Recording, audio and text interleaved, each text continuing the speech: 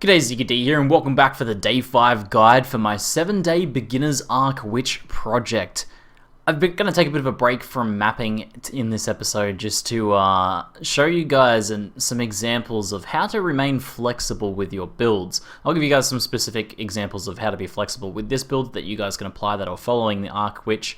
But any build really, you should really think about different ways in which you can be flexible with it. Things you can switch around as you're leveling, things you can switch around as you're actually playing, and things that you can, like, you know, maybe you can switch out some gear here and there to do different things, and sometimes change some skills around and stuff like that. There's often a lot of different things you can do to switch things up, and you never really have to stick with one static gear setup or one static passive skill tree setup. So let's go through some examples of that. The first one I want to show is for this Arc Witch. I'm currently dual wielding Moon Sorrows. You could just be dual wielding any damage based weapons, and this is what I'll use for the majority of content, I've decided. Basically, the extra damage I get from this is pretty solid, and I'm able to just barely get the resistances I need without rocking a shield. Now, however, every now and then we might rock a map like this, something with reflect elemental damage. Now, in those sorts of maps, you're going to start taking a bit of damage unless you have, like, you know, the high-end life leech belt or some life leech from lightning damage. You're gonna have, you know, some struggles in general reflect maps. However, I am trying to think about how I can be flexible with this. In these sorts of maps, say we roll, there's a really nice level 70 rare map. It's got perfect mods, it's got pack size magic monsters, it's got 2 unique bosses, it's got an extra rogue exile for some extra loot pinata, but it has Ellie Reflect.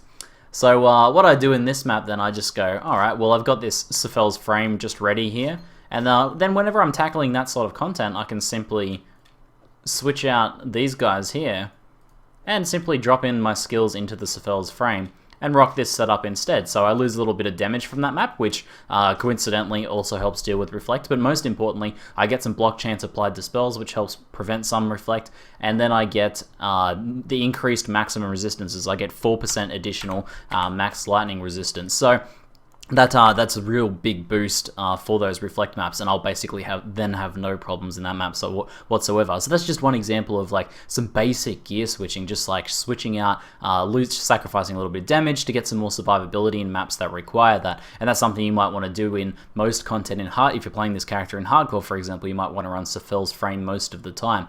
And then when you're doing lower end content, you're doing some easier content, or maybe just doing some Chillax Lunaris farming or something like that, you can simply switch back to your dual weapon setup and do that. So that's just one example there.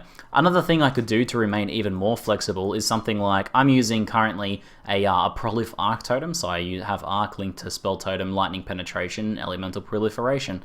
Now, in those reflect maps, proliferating shock stacks means that I'm going to be dealing a lot more damage, 30, 60, 90% extra damage in total. So dropping proliferation is actually a decent idea. What I can do then is simply drop out proliferation. I can either socket in added lightning damage or faster casting. Let's say I put in faster casting. I get some extra DPS on the Arc Totem. So the Arc Totem does more damage directly himself, but it doesn't boost my damage, so I'm not taking as much damage from Reflect. So this is another example of something you could do to help counter Reflect maps, and just another example of that same sort of idea of flexibility with skills.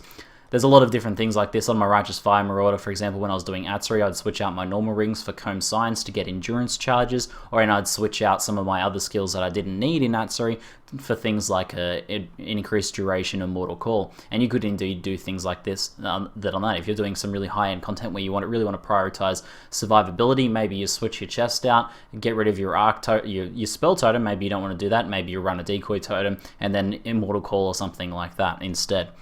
So there's some examples just there.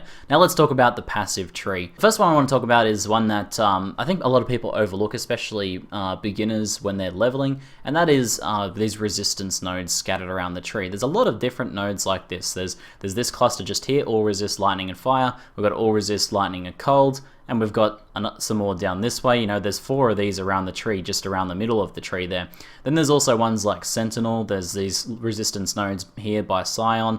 There's the resistance nodes here in the Marauder area. These ones have extra resistances on them. The Templar has extra resistance scattered around. There's a lot of these different resistance nodes all sort of scattered around the tree.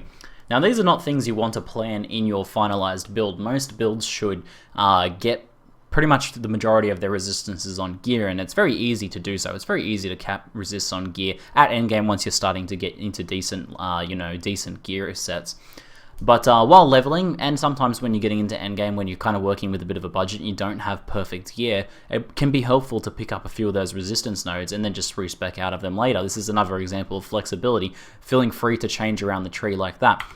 So for example, I think I'm currently in normal difficulty. If I go over to Merciless, you can see that my current resists are just slightly over cap now, and without this node actually here, without the fire and early resist node, I'm actually a little bit undercapped on fire, and that's just I just simply don't have enough resistances on my gear at the moment. This is early in the league, and it's pretty difficult to get good gear with good life and resist. So rather than spending tons and tons of currency trying to find the perfect balance of gear, it's much easier for me just to go get some of my free respec nodes from, like, for example, the fetid pool in Merciless or in normal or whatever, and just spend some of those free respec points to drop a little bit of life and pick up some resistances instead. Like, that helps me get through that, saves me a lot of money, and then when I do find an upgrade, or when upgrades become cheaper and more available, then I can simply respec out of these and chuck them back into life or some damage somewhere else. That's just one example of making a lot easier for yourself to gear, and this is something you can do while leveling a lot as well.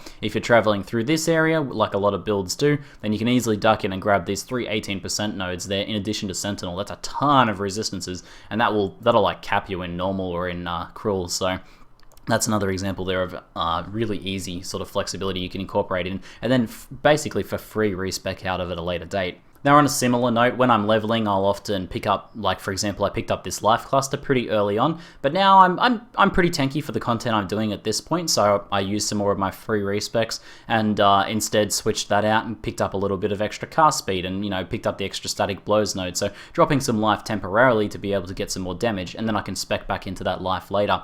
I also, because I'd come up and grabbed static blows, I still had 2 life points in here, or I had a life point and a strength point.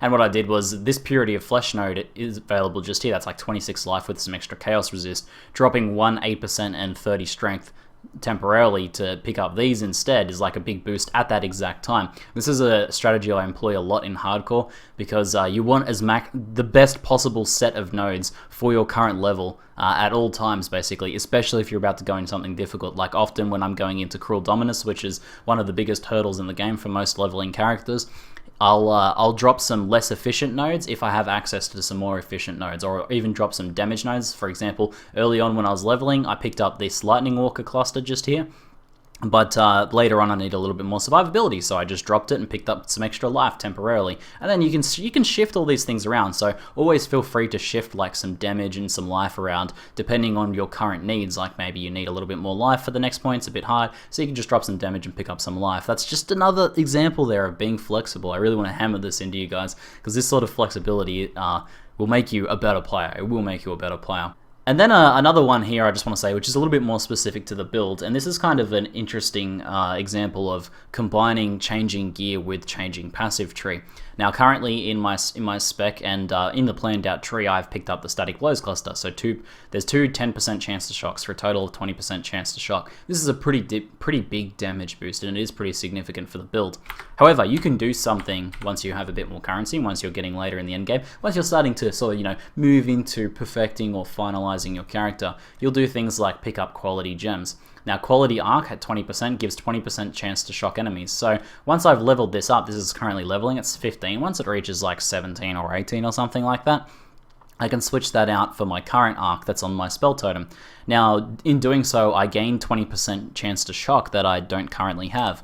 And maybe at that point, I feel like I can probably drop static blows, or maybe I don't. I just use that as an extra benefit for now. But once I get a second quality arc and I use it in my main link, so self-cast, I'm also shocking more, then I can drop static blows. So that saves 3 points there. I can respec all those 3 points and simply pick up some extra damage or cast speed or something nice in the tree, like some extra spell damage, some extra elemental damage, or hell, if I'm going to the high 90s, I could even like drop down and grab some stuff in Templar, for example. So that's an example of as you get better and better gear, you can sort of take away some things that you got in the passive tree to make up for the lack of good gear.